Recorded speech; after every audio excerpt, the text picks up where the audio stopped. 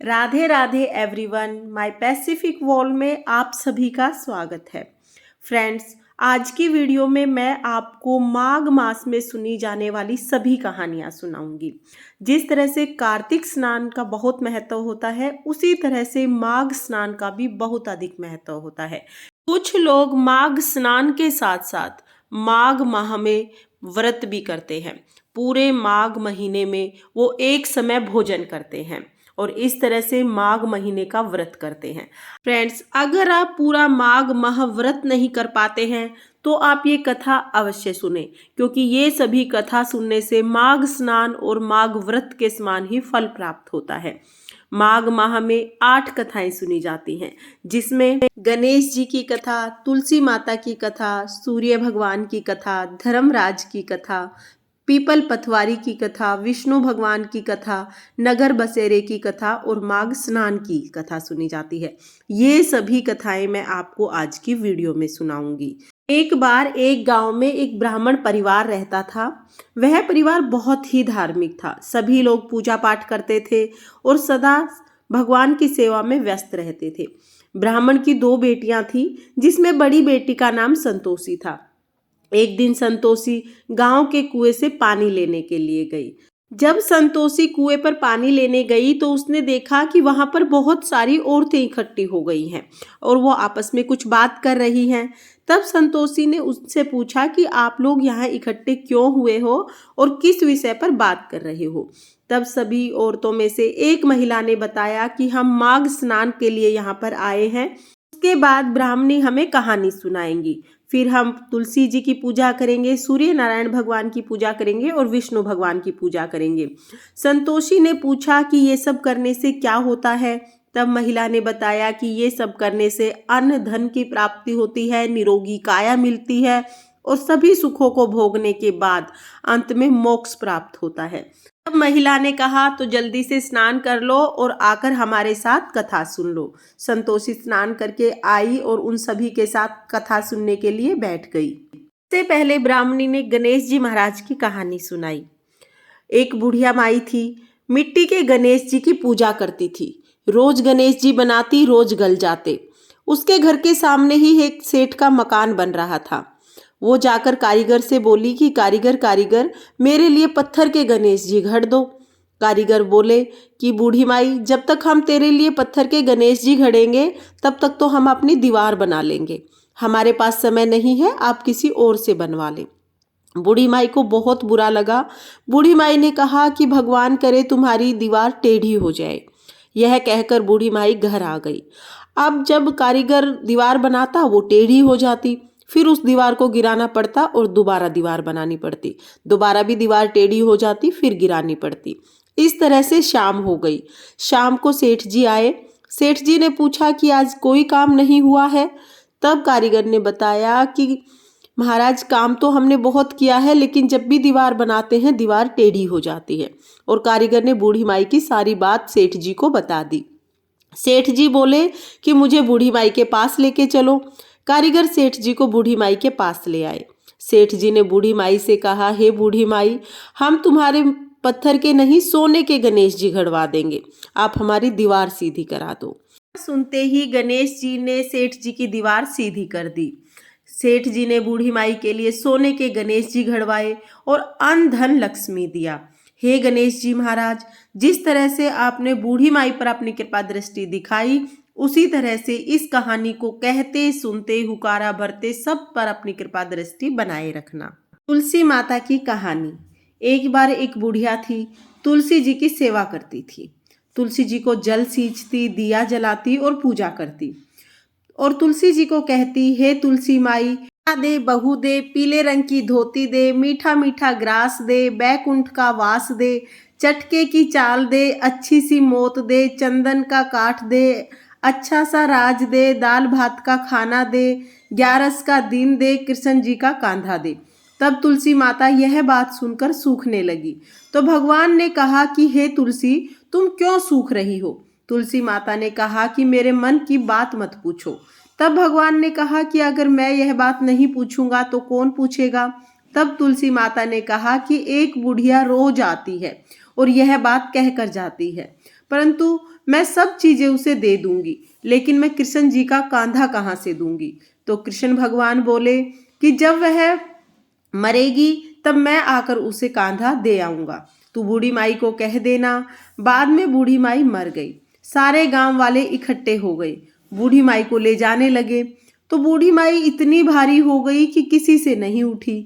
तब सबने कहा कि वैसे तो इतना पूजा पाठ करती थी, आप नष्ट होने की माला फेरती थी, फिर भी भारी हो गई। बूढ़े ब्राह्मण के भेष में भगवान श्री कृष्ण आए और सबसे पूछा कि यह भीड़ क्यों लगी है। तब एक आदमी ने कहा कि बूढ़िया मर गई है, पापनी थी, इसलिए किसी से नहीं उठ रही है। भगवान श्री कृष्ण ने कहा, मेरे को एक बात इसके कान में कहने दो, ये उठ जाएगी।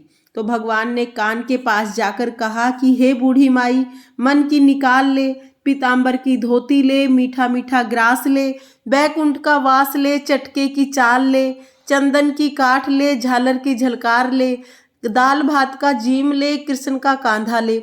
फिर यह बात सुनकर बूढ़ी माई हल्की हो गई। भगवान जी अपने कंधे पर लेकर गए। आखिर में उसे मुक्ति मिल गई।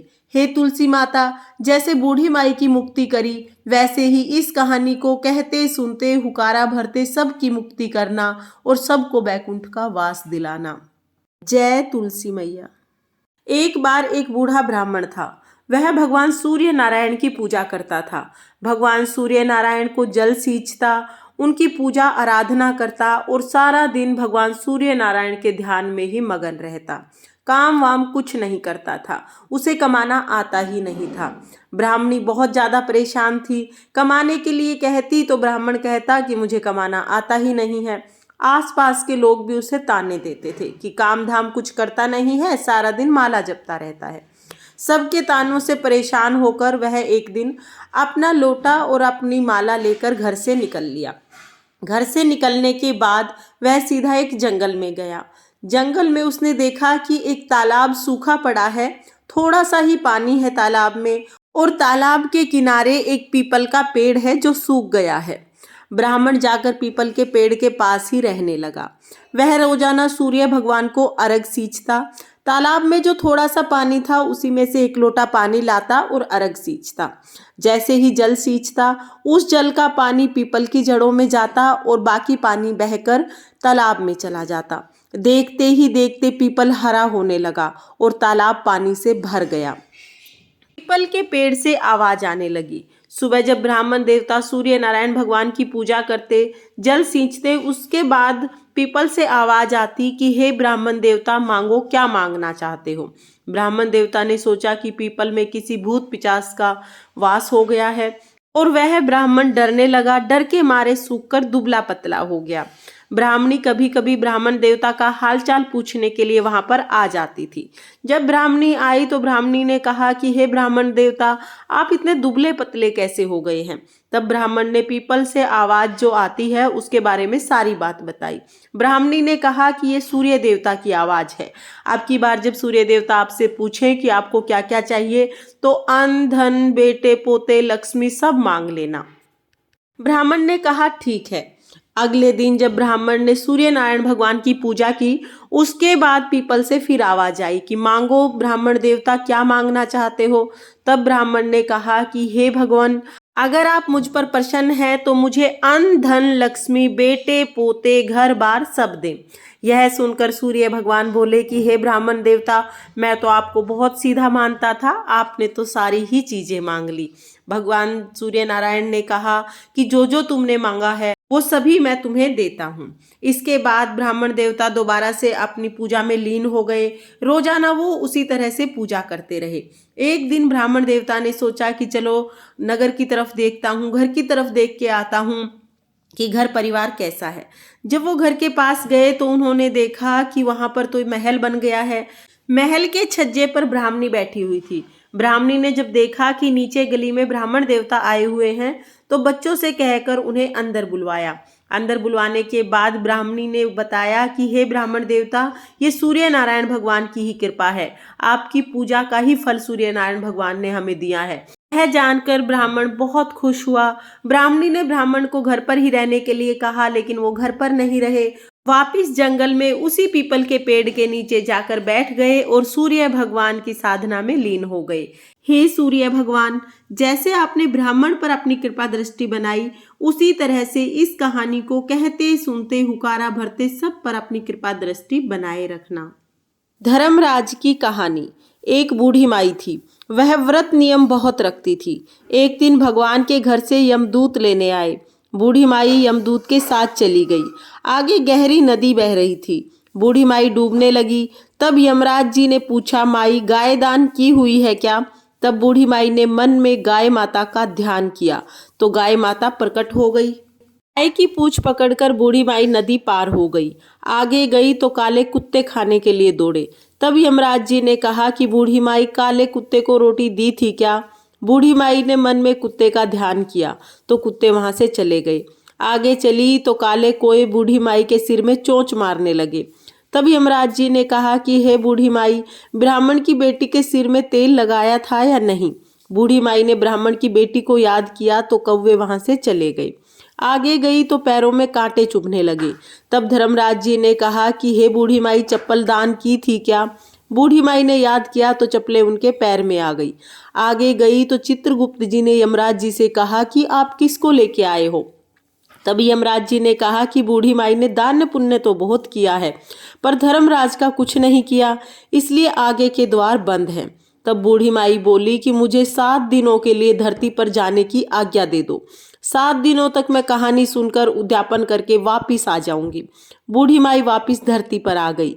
पूरे गांव में खबर फैल गई कि बुढ़िया भूतनी का रूप लेके आई है। जब वह अपने घर गई तो उसके बेटे बहुओं ने भी दरवाजा बंद कर लिया, क्योंकि सभी डरे हुए थे। तब उसने अपने बेटे और बहू को कहा कि मैं भूतनी नहीं हूँ, मैं तो धर्मराज के कहने के अनुसार यहाँ आई हूँ। वापिस आकर मैं नियमानुसार धर्मराज की कहानी सुनूंगी और उसका उद्यापन करूंगी। उसके बाद मैं परलोक चली जाऊंगी। यह सुनकर बेटे बहू ने उद्यापन की पूजा सामग्री लाकर दे दी, लेकिन कहानी का हुकारा नहीं भरा। तब बुढ़िया माई पड़ोसन के पास गई और कहानी सुनने के लिए कहा। पड़ोसन ने कहानी सुनी और कहानी का हुकारा भरा। बूढ़ी माई ने 7 दिनों तक कहानी सुनी और 7वें दिन कहानी सुनने के पश्चात उद्यापन किया। सभी सामान दान कर दिया। तब धर्मराज जी ने बूढ़ी माई के लिए विमान भेजा। विमान देखकर सभी गांव वाले स्वर्ग जाने के लिए तैयार हो उठे। बूढ़ी माई बोली कि मेरी कहानी तो सिर्फ मेरी पड़ोसन ने सुनी है, ये मैं सिर्फ पड़ोसन को ही अपने साथ लेकर जाऊंगी। गांव वालों ने बूढ़ी माई के पैर पकड़ लिए और धर्मराज जी की कहानी सुनाने का आग्रह किया। कहानी सुनने के पश्चात सभी गांव वाले विमान में बैठकर धर्मराज जी के यहाँ स्वर्ग में पहुंचे। धर्मराज जी ने कहा कि मैंने तो सिर्फ बूढ़ी माई को लाने के लिए कहा था, आप सभी गांव वालों को क्यों ले आए? तब बूढ़ी माई बोली कि हे धर्मराज जी, इन सभी ने मेरी कहानी सुनी है, इसलिए इन सभी को कहानी का आधा पुण्य फल मिलता है। तब धर्मराज जी ने सभी गांव वालों को स्वर्ग में वास दिया। धर्मराज जी, जैसे आपने बुढ़िया पर अपनी कृपा दृष्टि बनाई, वैसे ही इस कहानी को कहते सुनते हुकारा भरते सब पर अपनी कृपा दृष्टि बनाए रखना। पीपल पथवारी की कहानी। एक गुजरी थी। उसने अपनी बहू से कहा कि तू दूध दही बेचकर आ। तो वह दूध दही बेचने के लिए चली गई। रास्ते में उसने देखा कि बहुत सारी औरतें पीपल सींच रही हैं, तो वह भी वहीं पर बैठ गई और औरतों से पूछने लगी कि तुम क्या कर रही हो? तब औरतें बोली कि हम पीपल पथवारी सींच रहे हैं। उसने पूछा कि इससे क्या होगा? तब औरतों ने जवाब दिया कि इसके करने से अन्न धन मिलता है, वर्षों का बिछड़ा हुआ पति मिल जाता है। उस गुजरी ने कहा कि तुम तो पानी से सींच रही हो, मैं दूध दही से सींचूंगी। उसकी सास रोज कहती कि दूध दही बेचकर पैसे ला कर दे, तो उसने कहा कि जब महीना खत्म हो जाएगा उसके बाद मैं पैसे ला कर दूंगी। ऐसे करते करते पूरा महीना खत्म हो गया। पूर्णिमा के दिन गुजरी की बहू पीपल पथवारी के पास धरना देकर बैठ गई। पीपल ने पूछा कि तू यहाँ क्यों पड़ी है? उसने कहा मेरी सास दूध दही के पैसे मांगेगी। पीपल ने कहा कि मेरे पास पैसे नहीं है, ये भाटे डंडे पान पत्ते पड़े हैं, ये ले जा और जाकर गुल्लक में रख देना। जब सास ने पूछा कि पैसे लाई, तो गुजरी ने कहा कि मैंने पैसे गुल्लक में रख दिए हैं। तब सास ने गुल्लक खोलकर देखी तो सास क्या देखती है कि इस गुल्लक में तो हीरे मोती जगमगा रहे हैं, पत्तों का धन बन गया। सास बोली कि बहू इतना पैसा कहाँ से लाई? बहू ने आकर देखा कि बहुत सारा धन रखा है। तब गुजरी की बहू ने कहा कि सासू जी, मैंने तो 1 महीना तक पीपल की पथवारी को सींचा था और मैंने उनसे धन मांगा तो मुझे भाटे डंडे पत्ते दिए थे, जो मैंने लाकर गुल्लक में रख दिए और उन्हीं के हीरे मोती बन गई। तब सासू जी ने कहा कि अब की बार मैं भी पथवारी सींचूंगी। सासू जी दूध दही तो बेच आती और आकर हांडी धोकर पीपल पथवारी में चढ़ा देती और बहू से कहती कि तू मेरे से पैसे मांग। बहू ने कहा कि सासू जी, बहू भी कभी सासू से पैसे मांगती है? तब उसने कहा कि नहीं, तू मेरे से पैसे मांग। तो बहू ने पैसे मांगे। अब सासू जी पीपल के नीचे जाकर धरना देकर बैठ गई। पीपल ने वही डंडे पत्ते पान भाटे उसे भी दे दिए और गुल्लक में रखने के लिए बोल दिया।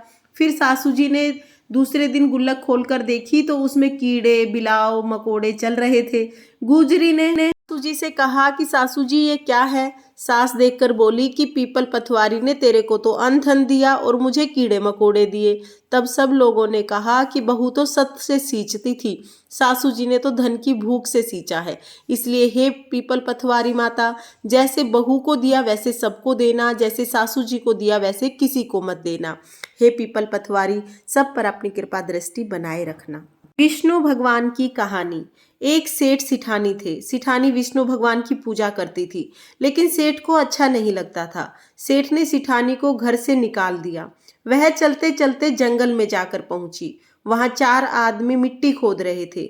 सिठानी ने जाकर पूछा कि भाई, मुझे कोई नौकरी दे दो। उन्होंने उसे नौकरी पर रख लिया। मिट्टी खोदने से सिठानी के हाथों में छाले पड़ गई और सिर के बाल उड़ गए। वो आदमी बोले, बहन, तुम अच्छे घर से लगती हो, इसलिए तुम मिट्टी खोदने का काम मत करो, तुम हमारे घर पर काम कर दिया करो। वो उसे अपने घर पर ले गए और रोज 4 मुट्ठी अनाज लेकर आते थे। चारों बांट कर खाते थे। सेठानी बोली, कल से 8 मुट्ठी अनाज लेकर आना। अगले दिन वो 8 मुट्ठी अनाज लेकर आए। सेठानी पड़ोसन के घर से आग ले आई, भोजन बनाया और विष्णु भगवान को भोग लगाया। फिर सबको भोजन परोसा। भाई बोले, बहन, भोजन बहुत स्वाद बना है। बहन बोली, भगवान का झूठा है तो स्वाद तो लगेगा ही।